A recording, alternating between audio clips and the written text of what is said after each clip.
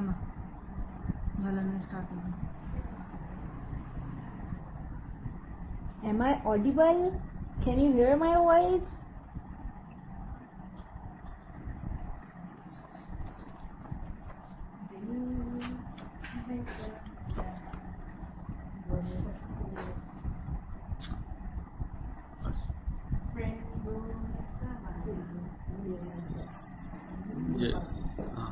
हां okay. Doctor Babasaheb आंबेडकरांच्या कोणत्याही राष्ट्राचा इतिहास हा त्या राष्ट्राच्या भौगोलिक संलग्न असे आपण चीन भारतच्या संदर्भामध्ये पाहत होतो. चीन आणि भारत हे आशिया खंडामधले फार मोठे देश आहेत आणि फार पूर्वीपासून संबंध राहिलेले आहेत. मग ते फाययान असो, ह्युमेन संघ असो, काही व्यापाराच्या संदर्भामध्ये असो. परंतु 1947 नंतर चीन आणि भारतामध्ये ज्या काही प्रादेशिक याच्यावरून बरीच भोवती झाली. तर याचं जर आपल्याला मूळ शोधलं तर याच्या अगोदर ना भारताला सीमा होत्या ना चायना सीमाच्या संदर्भात पाहत असत. 1857 नंतर ह्या भारताच्या सीमा निर्धारित झाल्या की ज्या ब्रिटिशांनी केल्या वसाहतपूर्व भारतामध्ये, वसाहती भारतामध्ये त्या निर्धारित झाल्या आणि याच्यापासूनच मग बरीच भोवती झाली. डॉक्टर बाबासाहेब आंबेडकरांनी पाकिस्तानवर तर स्वतंत्र पुस्तिकाच लिहिलेली आहे. परंतु चायनाच्या संदर्भामध्ये, चीनच्या किंवा परराष्ट्र धोरणाच्या संदर्भामध्ये जी काही भाषणं दिलेली आहेत, जे काही राज्यसभेमध्ये ते बोललेले आहेत, तर त्या संदर्भामधले जे काही डिबेटिंग आहे ते आपल्याला उपयुक्त ठरतात. आपण पाहतोय की साम्यवादी चीन हा पसरणाऱ्या एखाद्या अशा वनव्याप्रमाणे आहे की डॉक्टर बाबासाहेब आंबेडकर त्यांना अशा प्रकारचं ते म्हणत असत की तिथे हिंसा होती. मावणे जेव्हा चीनला साम्यवादी क्रांती चीनमध्ये झाली तेव्हा मावणे तिथे प्रचंड हिंसा केली. तिथे बौद्धांना अमानुष अशी वागणूक दिली आणि डॉक्टर बाबासाहेब आंबेडकरांनी मंत्रिपदाचा जो राजीनामा दिलेला आहे त्यामध्ये जे 4-5 कारणं सांगितल्या जातात त्यामध्ये हे एक सुद्धा कारण आहे की पंडित जवाहरलाल नेहरूंचं जे परराष्ट्र धोरण होतं विशेषतः चीनच्या संदर्भामध्ये ते डॉक्टर बाबासाहेब आंबेडकरांना फारसं लाईक झालं नाही, आवडलं नाही. उलट त्यांनी त्यांच्यावर कॉमेंट्स केल्या, काही म्हणजे टीकासुद्धा त्यांनी केलेली आहे. आता ते त्यांचा असं एक पर्स्पेक्टिव्ह होता पाहण्याचा की भारताला असा एकही मित्र नाही आहे. कारण आपण अलिप्ततावादी चळवळीमध्ये होतो. त्यांचं असं एक सजेशन होतं ॲज ए फॉरेन मिनिस्टर म्हणून, ॲज ए एक फार मोठे स्टेट्समन म्हणून, एक मुत्सद्दी म्हणून की भारताने लोकशाही गटामध्ये की ज्यावेळी ह्या सगळ्या घडामोडी घडत होत्या त्यावेळी डॉक्टर बाबासाहेब आंबेडकर म्हणजे त्यावेळी दुसरं महायुद्ध संपलं होतं, भारताला स्वातंत्र्य मिळालं होतं, जगामध्ये 2 गट शीतयुद्ध तयार झालं होतं, लोकशाही आणि साम्यवाद याच्यामध्ये जगाची विभागणी झाली होती. आणि अशावेळी बाबासाहेबांना एक त्यांचा दृष्टिकोन होता, एक व्ह्यूज त्यांचा असा तयार झाला होता की भारताने लोकशाहीच्या गटामध्ये राहायला हरकत नाही. साम्यवादी कसा असला तरी ते डिक्टेटरशिप आहे आणि बाबासाहेब प्रो डेमोक्रॅटिक असल्यामुळे त्यांना कुठल्याही प्रकारची डेमोक्रेसी आवडत नव्हती. त्याच्यामुळे त्यांनी जे सजेशन दिलं होतं ते सजेशन काही कारणामुळे तिथले त्यावेळचे तत्कालीन सरकार, त्यावेळचे अधिकारी, त्यावेळचे नेते यांनी काही फारसं ऐकलेलं नाही आहे. आता आपल्याला माहिती आहे की कोणत्याही जो राष्ट्राचा इतिहास असतो, कोणत्याही राष्ट्राचा इतिहास त्या राष्ट्राच्या भौगोलिक संलग्न राष्ट्राच्या ऐतिहासिक संबंधाशी व संदर्भाशी जुळलेला असतो. आंतरराष्ट्रीय संबंध त्या देशाच्या आदर्श तात्विक बाजूने निश्चित होत नसून प्रत्येक राष्ट्राच्या वस्तुनिष्ठतेचा व्यवहार होत असतो. आता भारताचे पंतप्रधान पंडित जवाहरलाल नेहरू यांचे चीनसोबत परराष्ट्र धोरण स्पष्ट करताना त्यांनी चीनसोबत केलेला पंचशिलेचा करार अतिशय महत्त्वपूर्ण ठरतो. नव्याने स्वतंत्र झालेला भारत देश स्वतःचा विकास, औद्योगिक आर्थिक विकासाच्या अनुषंगाने प्रगती करत होता. त्यासाठी भारताला प्रचंड भांडवली मदत आणि तंत्रज्ञानाच्या साह्याची गरज होती, आवश्यकता होती. त्याशिवाय देशाचा सर्वांगीण विकास होणे शक्य नव्हते. म्हणून आंतरराष्ट्रीय राजकारणाचा आणि देशाच्या गरजांचा विचार करून परराष्ट्र धोरण ठरविण्याची गरज होती. आर्थिक विकासाकडे दुर्लक्ष करून विकास आणि लष्करी सामर्थ्य ह्या दोन्ही बाबी आवश्यक असल्या तरी त्या एकाच वेळी साध्य करणे शक्य नव्हते. म्हणून भारताच्या संरक्षणाच्या दृष्टीने अतिरिक्त खर्चाचा बोजा, आपण जे पाहतो की अतिरिक्त खर्चाचा बोजा टाळण्यासाठी एक चीनचा जो शेजारी राष्ट्र होतं त्या राष्ट्रांसोबत मैत्रीचे संबंध प्रस्थापित करणे त्यावेळची एक गरज वाटत होती. आणि म्हणून शेजारी राष्ट्रांशी मैत्री संबंध ठेवून लष्करी सामर्थ्यावरचा खर्च कमी करून तो खर्च अंतर्गत विकासाकडे वळविणे यासाठी 20 जून 1954 रोजी भारताचे पंतप्रधान पंडित जवाहरलाल नेहरू आणि चीनचे प्रधानमंत्री चाओ लाय यांनी संयुक्त घोषणांद्वारे पंचशिलेचा पुरस्कार केला. पंचशिलेची जी तत्वे होती 5 प्रकारची, म्हणजे हे आता या संदर्भामध्ये आपण specially relevant to China, communist चायनावर प्रकाश टाकण्याचा मी प्रयत्न करीत आहे. पंचशिलेची जी तत्वे होती की राष्ट्राच्या नंबर 1 राष्ट्राच्या प्रादेशिक एकात्मतेचा व सार्वभौमत्वाचा आदर केला पाहिजे. नंबर 2 कोणावरही आक्रमण नाही झालं पाहिजे. 3 राष्ट्रांच्या अंतर्गत कारभारात हस्तक्षेप होता कामा नये. नंबर 4 समानता व परस्पर लाभांच्या तत्वाचा अवलंब.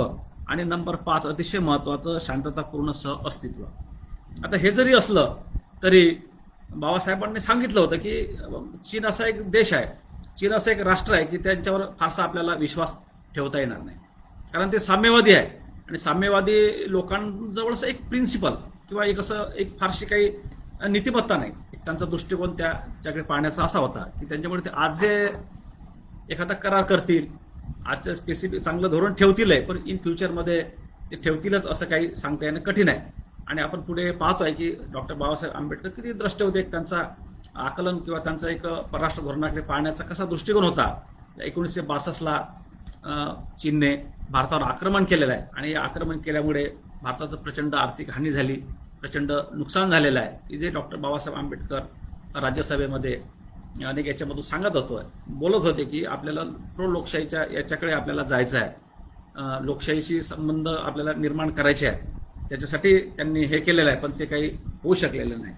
पंचशिलेची तत्वे अत्यंत महत्त्वपूर्ण असली तरी प्रत्यक्ष व्यवहारामध्ये आणि आंतरराष्ट्रीय राजकारणात आणि संबंधात आदर्शांना अर्थ नसतो. तत्कालीन साम्यवादी देश विस्तारवादी आणि भौगोलिक दृष्टीने सलग प्रदेशांवर नियंत्रण मिळविणारी होते. ह्या वास्तवतेचे आकलन डॉक्टर बाबासाहेबांना होते.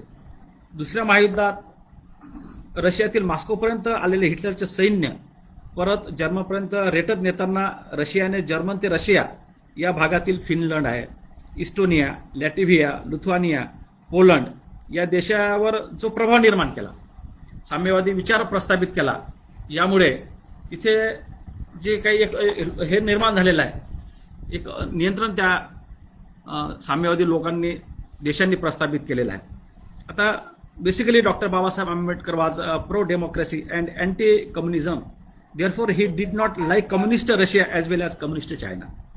There had been a number of occasions where he rose with vision in regard to India's foreign policy. आपल्याला माहिती आहे की त्यांनी जे चायनासोबतच्या संदर्भामध्ये जे काही दृष्टिकोन ठेवलेला होता, ते दृष्टिकोन नंतर 1962 साली जे चीनने जो तिबेटचा प्रदेश गिळंकृत केलेला आहे, भारताने त्याला एक संमती दिली होती. अपरिपक्व आंतरराष्ट्रीय राजकारणाची ती नांदी आहे असं आपल्याला म्हणता येईल.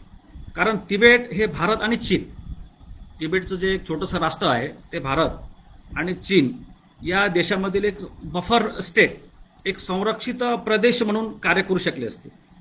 चीनचे होणारे सरळ आक्रमण भारतावर न होता तिबेटला झेलावे लागले असते किंवा सर्वप्रथम चीनचं आक्रमण हे तिबेटवर झालं असतं आणि त्यामुळे भारताला सुरक्षा लाभली असती. परंतु भारताने तिबेट संबंधी चीनच्या विस्तारवादी धोरणाला विरोध केला नाही, त्यामुळे चीनच्या सीमा एकदम भारताशी येऊन भिडल्या किंवा भारताच्या जवळ आल्या. अगर त्यावेळी जर चीनला विरोध केला असता तर तिबेट हा मध्ये राहिला असता, एक बफर स्टेट म्हणून आपण त्याचा उपयोग केला असता. परंतु भारताने हे केल्यामुळे भारताच्या सीमा येऊन भिडल्या. मॅकमोहन रेषा ही भारत व तिबेटमध्ये असून हिमालयापासून 8050 मैल अंतरावर आहे. दिनांक 19 एप्रिल 1954 रोजी चीन व भारतामध्ये जो एक करार झाला होता की ज्याला आपण पंचशिलेचा एक करार म्हणतो, या 5 तत्वांपैकी कोणत्याही देशांवर आक्रमण होणार नाही, करणार नाही, हे अत्यंत महत्त्वाचे तत्व त्यामध्ये होते.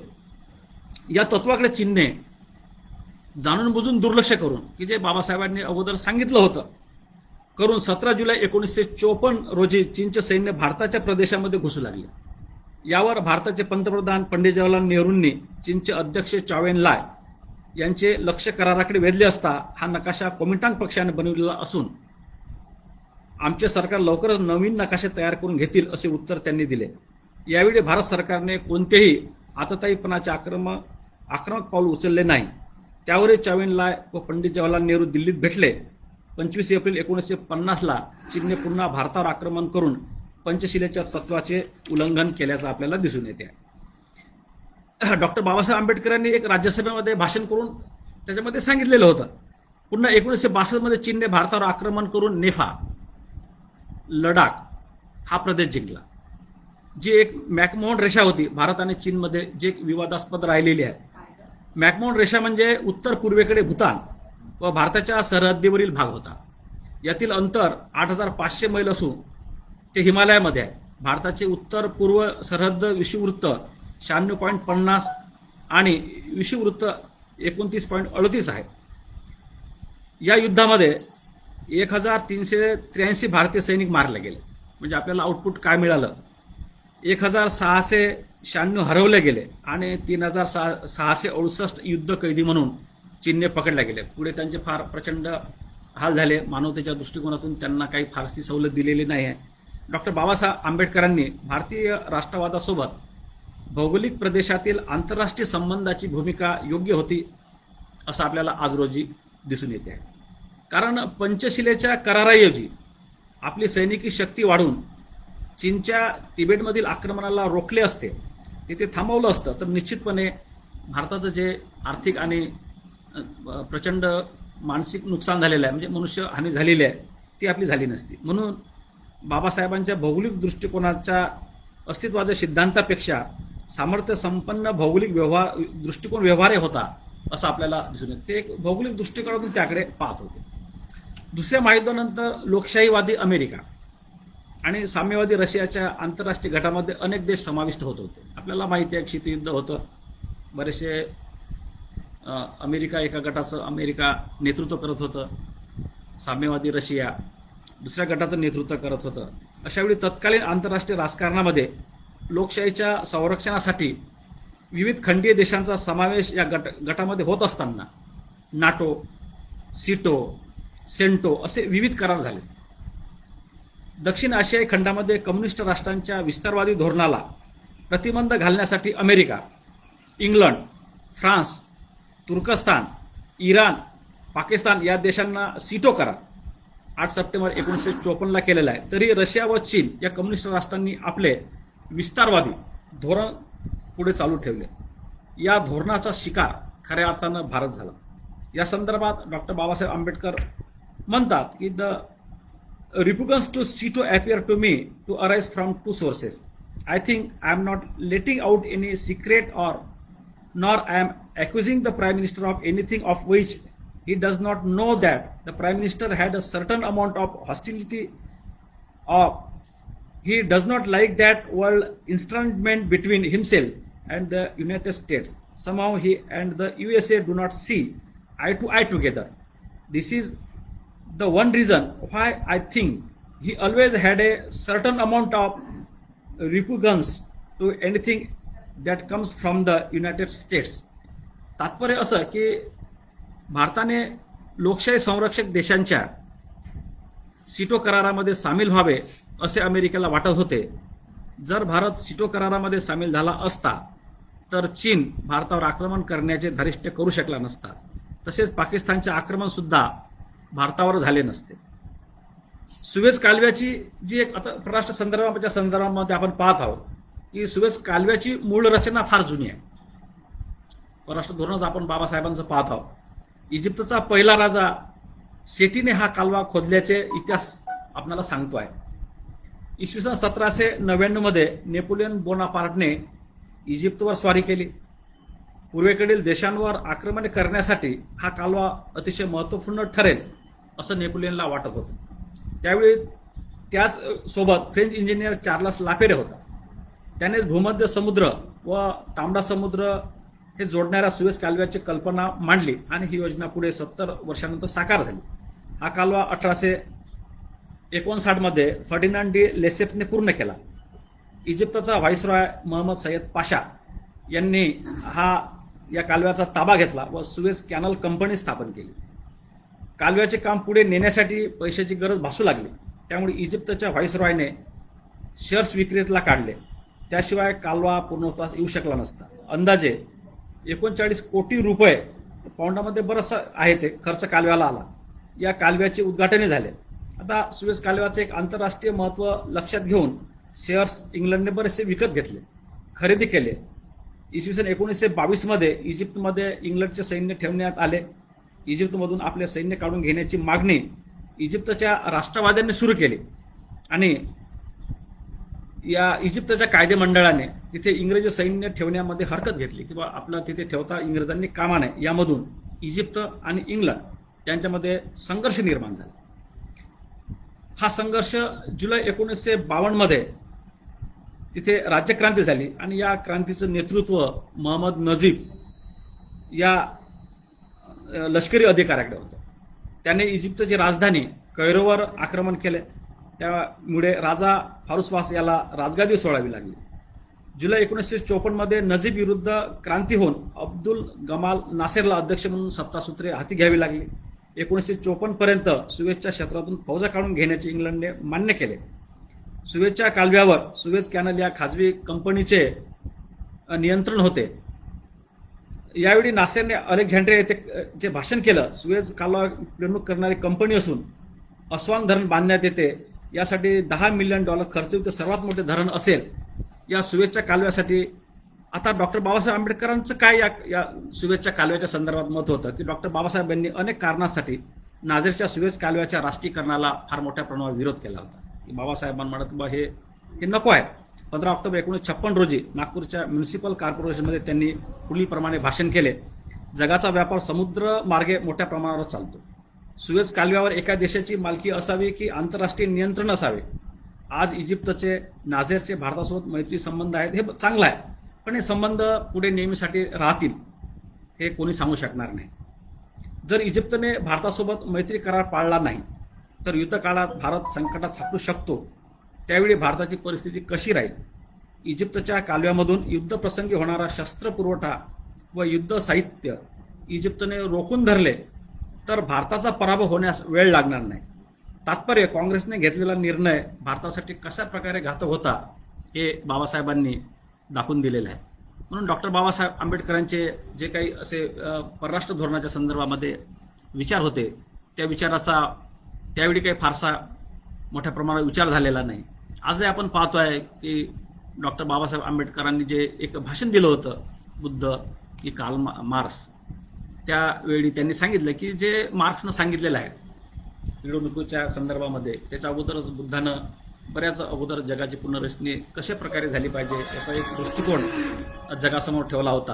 म्हणून डॉक्टर बाबासाहेब आंबेडकरांना ते हुकुमशाही राष्ट्र असल्यामुळं लोकांची व्यक्तिगत स्वातंत्र्य गडचेपी होते आणि अशा राष्ट्रांना जे कोणते हुकुमशाही राष्ट्र असेल कम्युनिस्टांचं, मग रशिया असो किंवा चायना असो किंवा संबंधित आणखी कोणती राष्ट्र असो, अशा या राष्ट्रांना डॉक्टर बाबासाहेब आंबेडकरांनी प्रखरपणे विरोध केलेला आहे. जागतिक पातळीवर सुद्धा नासेरने जाहीर केलेल्या राष्ट्रीयकरणास विरोध होता. म्हणजे बाबासाहेब किती म्हणजे एक द्रष्टे होते. जागतिक पातळीवर जे नासेरनं जे काही सुएझच्या कालव्याचं राष्ट्रीयकरण केलं होतं त्याला एक विरोध, त्याच्यामध्ये 2 गट पडले होते. या संदर्भात 16 ऑगस्ट 1956 रोजी घेण्यात आलेली लंडनची परिषद अतिशय महत्त्वपूर्ण ठरली. या लंडन परिषदेत 18 राष्ट्रांचा सहभाग होता.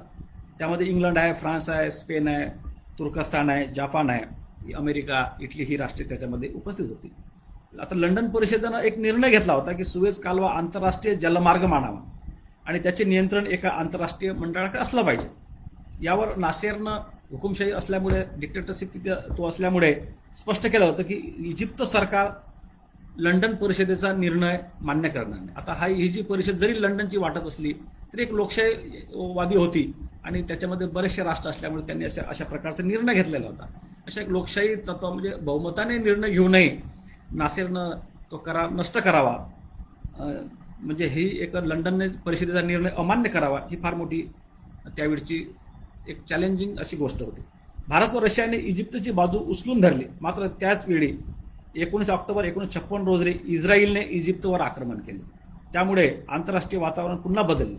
फ्रान्स व इंग्लंडने इजिप्त व इस्रायलला ताकद दिली होती की सुएझ कालव्यापासून 10 मैलावर सैन्याची छावणी असावी. या युद्धामुळे इंग्लंडचा इजिप्तविषयीचा जो आकस होता तो कमी झाला. डॉक्टर बाबासाहेब आंबेडकरांनी 26 ऑगस्ट 1954ला राज्यसभेत एक वक्तव्य केलं होतं. सध्या काय घडते आहे हे मला माहीत नाही, परंतु इजिप्त व इंग्लंडमध्ये सुएझ कालव्याच्या प्रश्नावरून अडथळा येत आहे. यासाठी सुएझचा प्रश्न योग्यरित्या हाताळला गेला पाहिजे असं त्यांनी राज्यसभेमध्ये सांगितलं होतं. आता ज्यावेळी बाबासाहेब राज्यसभेमध्ये चीनच्या संदर्भामध्ये बोलत होते, जरी पंडित जवाहरलाल नेहरूंनी करार केलेला असला तरी त्यांनी ते प्रत्यक्ष ऐकलं. एका व्यक्तींनी, एका मान्य सदस्यांनी व्यत्यय आणण्याचा त्यावेळी प्रयत्न केला असता त्यांना रोखण्यात आलं की बाबासाहेबांचे विचार आम्ही ऐकले पाहिजे. बाबासाहेबांचे विचार परराष्ट्र धोरणावर कशा प्रकारचे होते आणि आज कसे ते रिलिव्हंट होत आहेत हे आपल्याला या चीनच्या आक्रमणापासून, चीनचा जो काही आज एक प्रश्न उभा केलेला आहे त्यामधून आपल्याला दिसून येते. आता भारत आणि पाकिस्तानच्या फाळणीपासून आपल्याला सगळ्यांना माहिती आहे काश्मीरचा प्रश्न आजही काही फारसा मोठ्या प्रमाणात सुटलेला नाही आहे. हे बाबासाहेबांनी त्याच्या संदर्भामध्ये फार मोठं चिंतन केलेलं आहे. भारत आणि पाकिस्तानचा प्रश्न हा भौगोलिकदृष्ट्या तो अपूर्णच राहिलेला आहे आणि तो फार महत्त्वाचा आहे. डॉक्टर बाबासाहेब आंबेडकरांची दृष्टी यासंबंधी अतिशय स्पष्ट होती, अतिशय स्वच्छ होती. 1857 सालच्या ब्रिटिश विरोधी भारतीय उठावात संस्थानिक सामील न झाल्यामुळे ब्रिटिश सरकारने 1858 नंतर संस्थाने खालसा करण्याचे धोरण सोडून दिले होते. मात्र संस्थानांवर देखरेख ठेवण्यासाठी व्हाईसरॉयच्या अधिकाराखालील राजकीय विभागाची स्थापना करण्यात आली. पुढे 8 फेब्रुवारी 1921 रोजी नरेश मंडळाची स्थापना त्यांनी केली होती, कारण ते त्यांना एक रिवाज म्हणून त्यांच्याकडे ते पाहत होते संस्थानिकांकडे. भारताला स्वातंत्र्य मिळाले त्यावेळी जवळपास 650 संस्थाने भारतामध्ये होती. 5 जुलै 1947 रोजी हंगामी सरकारने संस्थानांबाबतची भूमिका विशद करणारे अतिशय महत्त्वाचे एक निवेदन काढलं होतं. 15 ऑगस्ट 1947 पर्यंत अनेक संस्थाने भारतात विलीन झाली. त्यामध्ये फक्त अपवाद काश्मीर, हैदराबाद आणि जुनागड होते. काश्मीरचा हरिसिंग हा राजा हिंदू होता व तेथील बहुसंख्य प्रजा हिंदू होती. त्यांनी स्वतंत्र राहण्याचा निर्णय घेतला. 4 जून 1947 रोजी माउंट बॅटन, बहुसंख्य प्रजा मुस्लिम होती, माउंट बॅटन योजना देशापुढे साकारण्यात आली, मांडण्यात आली. यामध्ये ब्रिटिश सार्वभौमत्व संपल्यावर त्यांना स्वतंत्र राहता येणार नाही. भौगोलिकदृष्ट्या काश्मीर हे भारत व पाकिस्तानच्या सीमेवर वसलेले आहे. या प्रश्नाच्या सोडवणुकीसाठी काश्मीरी जनतेने सार्वभौमत्व घेणे योग्य राहील असे भारतीय मंत्रिमंडळाचे मत होते. तर काश्मीरचा प्रश्न बळाचा वापर करून सोडवावा असे डॉक्टर बाबासाहेब आंबेडकरांचे मत होते. मात्र मंत्रिमंडळाने त्यांच्या मताकडे दुर्लक्ष केले आहे. आता आपण पाहतोय की आजही काश्मीरचा जो प्रश्न जे काही गेल्या वर्षी ऑगस्ट महिन्यामध्ये झालेला आहे, म्हणजे बळाचा वापर केलेला आहे. कदाचित त्यावेळी तो संयुक्त ठरला असता. पाकिस्तान, हे मामाचा फोन घ्या. पाकिस्तानात सीमा प्रांतात टोळीवाल्यांनी काश्मीर हद्दीतील खेड्यांवर छुपे हल्ले केले. या खोडसाळपणाबद्दल भारताने पाकिस्तानकडे तक्रार केली. 22 ऑगस्ट 1948 रोजी पाकिस्तानने पुन्हा सीमा प्रांतातील टोळीवाल्यांना चिथावणी दिली व काश्मीरवर हल्ला केला. राजा हरिसिंग सोबत करार झाल्याप्रमाणे भारताने त्यांच्या मदतीसाठी सैनिक पाठविले. यावेळी भारत सरकारच्या वतीने तत्कालीन गृहमंत्री श्री वल्लभभाई पटेलांनी डॉक्टर बाबासाहेबांशी विचारविनिमय केला, चर्चा केली. यावेळी बाबासाहेबांनी काश्मीर मुक्तीच्या लढ्यासाठी महार फलटणीवर विश्वास ठेवावा व त्या फलटणीला काश्मीरमध्ये पाठवावे असा मोलाचा सल्ला दिला. त्या चर्चेनुसार 27 ऑक्टोबर 1947ला पहिल्या महार बटालियनला काश्मीरमध्ये जाण्याचा हुकूम मिळाला. महार बटालियनची एक तुकडी काश्मीर व दुसरी जम्मू येथे पाठवण्यात आली आणि तिसरी कंपनी 4 डिसेंबरला जम्मूला पोहोचली. या फलटणी काश्मीर व जम्मूच्या भूमीवर 18 महिने लढत होत्या. 18 महिने लढत राहिल्या. त्या प्रदेशाची नावं पुंच आहे, कोठली, झांगारा, नौशेरा येथील बर्फाच्छादित प्रदेशामध्ये उंच हिमालय पर्वतीय क्षेत्रात मार सैनिकांनी रात्रंदिवस लढून विजय मिळवले, तरीही काश्मीर प्रश्न सुटू शकला नाही.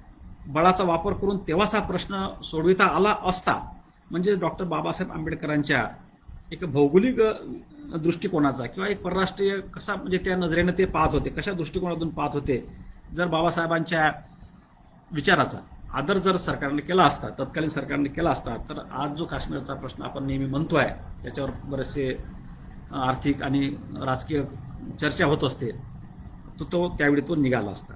27/9/1951 रोजी डॉक्टर बाबासाहेबांनी मंत्रिमंडळातून जो राजीनामा दिला त्यामध्ये अनेक कारणे सुरुवातीला सुद्धा सांगितलेलं आहे की कोणी हिंदू कोड बिल म्हणत आहे, कोणी काही म्हणत आहे, पण त्याच्यापैकी जे काही 4-5 कारणं सांगितलेले आहेत त्याच्यापैकी हे एक महत्त्वाचं सुद्धा त्याच्यामागे कारण आहे की पंडित जवाहरलाल नेहरूंची भूमिका जे काही परराष्ट्रीय धोरणाविषयी ते पाहत होते त्यांच्या अँगलनं, ती भूमिका त्यांना काही मान्य नव्हती.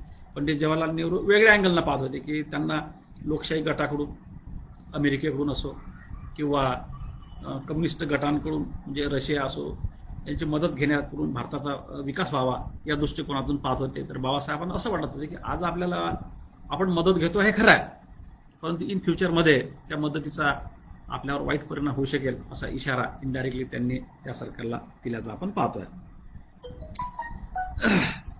भारताला स्वातंत्र्य मिळाल्यापासून एकही शत्रू नव्हता, पण या 4 वर्षानंतर भारताला एकही मित्र मिळाला नाही, जे त्यावेळचे त्या 1951च्या भाषणामध्ये ते सांगतात. तसेच काश्मीरचा प्रश्न संयुक्त राष्ट्र संघटनेकडे नेऊ नये, उलट तो अधिक गुंतागुंतीचा होईल. आता संयुक्त राष्ट्र संघामध्ये आहे म्हणूनच तो काही सोडलेला नाही आहे. आपल्याला माहिती आहे की 5 राष्ट्रांना व्हेटोचा अधिकार आहे आणि ज्यावेळी भारताचा काही तेथे येते त्यावेळी तो व्हेटो वापरून तो प्रश्न तिथेच तो रोखून धरला जाते. त्याचं पुढचं काही फारसं आंतरराष्ट्रीय स्तरावर होताना आपल्याला दिसत नाही. जे डॉक्टर बाबासाहेब आंबेडकरांचं जे भाकीत होतं ते खरं ठरलं. 350 कोटी रुपयांच्या महसुली उत्पादनापासून 180 कोटी रुपये वार्षिक खर्च केवळ सैन्यांवर खर्च होतो अशी त्यांनी दाखवून दिलेलं आहे की नुकतंच भारताला स्वातंत्र्य मिळालं, एवढा जर खर्च झाला केवळ सैनिकांवर परराष्ट्र धोरणाच्या संदर्भामध्ये, तर आपल्याला ज्या नागरिकांचा मूलभूत विकास किंवा जे आपल्याला दारिद्र्य राष्ट्र किंवा जे एक डेव्हलपिंग कंट्रीज होतं त्याच्यावर आपल्याला काही करता येत नाही असं त्यांनी दाखवून दिलेलं आहे. यासाठी परराष्ट्र धोरण म्हणजे भारताचे पाकिस्तानसोबत 2 कारणांवर संबंध बिघडले. एक युद्धबंदी भाग, दुसरं पश्चिम बंगालमध्ये आपल्या लोकांची जी वाईट परिस्थिती त्याबद्दल. काश्मीरची स्वतंत्रता हा चांगला उपाय आहे. हिंदू व बौद्ध भारतात असले पाहिजे व मुस्लिम बहुल भागात पाकिस्तानात असला पाहिजे, तर त्यांना 3 भागात विभागले तर युद्धबंदी भाग 1, दुसरा जम्मू काश्मीर खोरे जो भाग आहे तो लडाखचा प्रदेश, आणि तिसरा खोऱ्यांमध्ये सार्वमत घ्यावे असं डॉक्टर बाबासाहेब आंबेडकरांना वाटत होतं. सार्वमताद्वारे हिंदू बौद्धांना त्यांच्या इच्छेविरुद्ध पाकिस्तानात जोडणे अत्यंत वाईट आणि धोक्याचे आहे. काश्मीरचा प्रश्न सोडविण्यासाठी डॉक्टर बाबासाहेब आंबेडकरांनी काही उपाय सांगितले होते. काश्मीरची 2 भागात विभागणी झाली पाहिजे असं त्यांनी एक उपाय रेमिडी त्याच्यावर सुचवले होते. ते म्हणजे हिंदू व बुद्धिस्ट भारतात जोडावे, मुस्लिम भाग पाकिस्तानामध्ये समाविष्ट करा. आज आपण जे म्हणतात लोक की मुस्लिम बहुल प्रदेश तिकडे गेले पाहिजे, तर बाबासाहेबांनी पुस्तक लिहून ते सांगितले का ग्रंथाच्या मध्ये आपल्याला माहिती आहे. काश्मीर 3 भागात विभाजित करावा. एक युद्धबंदी भाग, काश्मीरचे खोरे आणि तिसरा जम्मू व लडाख. केवळ काश्मीर खोऱ्यात सार्वमत घ्यावे आणि चौथं सर्वांसाठी सार्वमत घेऊ नये. सार्वमत घेतल्यास बौद्ध व हिंदूंना त्यांच्या इच्छेविरुद्ध पाकिस्तानात राहावे लागेल. पश्चिम बंगालमध्ये हिंदू बौद्धांची परिस्थिती वाईट आहे, यापासून बोध घेण्यास काही हरकत नाही. अशा प्रकारे त्यांनी एक रेमिडी किंवा असा एक फॉर्म्युला समोर ठेवला होता. तो त्यावेळच्या सरकारने नेत्यांनी डॉक्टर बाबासाहेब आंबेडकरांच्या फार अतिशय मोलाच्या गोष्टींकडे संदेशाकडे लक्ष दिलं नाही. त्याचे परिणाम आज आपण भोगत आहोत, विशेषतः पाकिस्तानच्या संदर्भामध्ये आणि चीनच्या संदर्भामध्ये.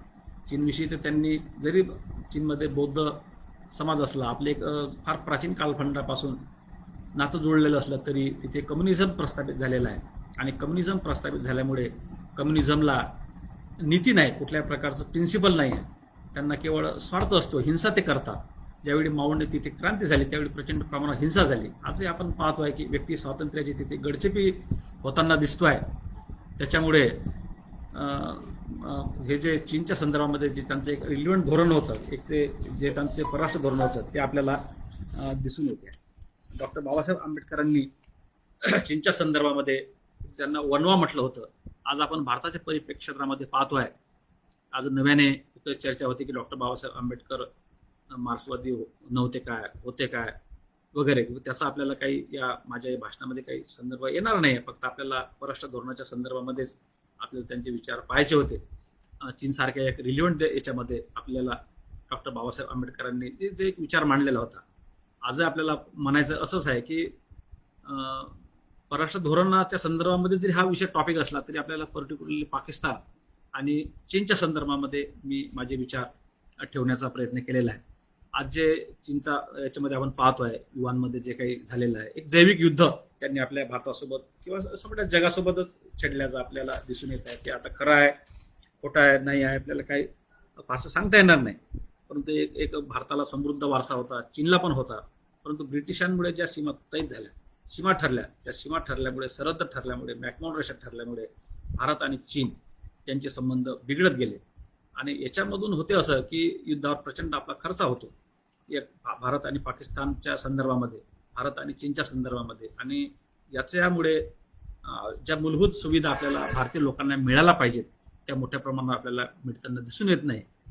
आपला विकास रोखला जात असतो. हे जर आपण मैत्रीपूर्ण संबंध जर आपल्याला ठेवता आले असते किंवा तत्कालीन गव्हर्नमेंटनी किंवा पंडित जवाहरलाल नेहरूंनी जर पंचशिलेचा करार त्यावेळी केला नसता, म्हणजे थोडक्यामध्ये तिबेट नावाचं जे एक प्रदेश आहे, जे एक बफर स्टेट म्हणून त्याचा जर वापर जर केला असता तर चीनच्या सीमा आपल्यापर्यंत भिडल्या नसत्या. म्हणजे तिबेट हा प्रदेश स्वायत्त राहिला असता, तिथे राहिला असता.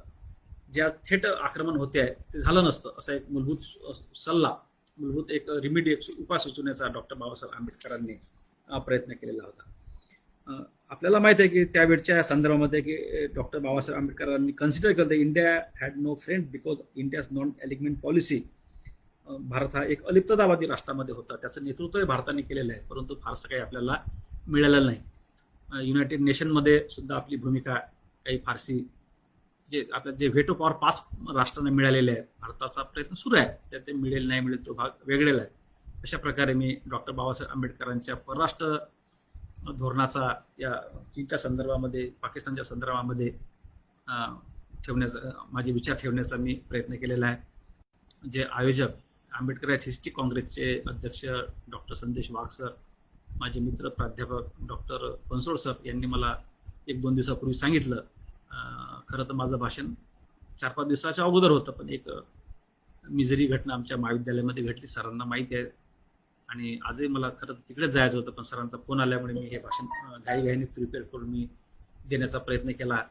मला माहिती आहे की फारसं प्रभावी काही मी मांडू शकलो नाही, कारण मला काही फारसा वेळ मिळालेला नाही. आज दिवसभर मी एका कार्यक्रमामध्ये व्यस्त होतो, त्याच्यामुळे मी घाईघाईने प्रितेश तांबेला फोन करून या लाईव्हवर झालेला. सर्वांना मी मनस्वी धन्यवाद देतो. सगळ्यांना माझं भाषण लाईव्ह ऐकल्याबद्दल मी सगळ्यांना धन्यवाद देऊन पुन्हा एकदा जय भीम करून मी माझे 2 शब्द संपवतो. धन्यवाद. अरे निसर्गा बेटा, ए बेटा, हे ते शेअर करायचं आहे म्हणतात, तेवढं करून टाकलं. व्हिडिओ शेअर करायचा, डिलीट नाही करायचं म्हणतात. काय ते कळलं का ना तुला?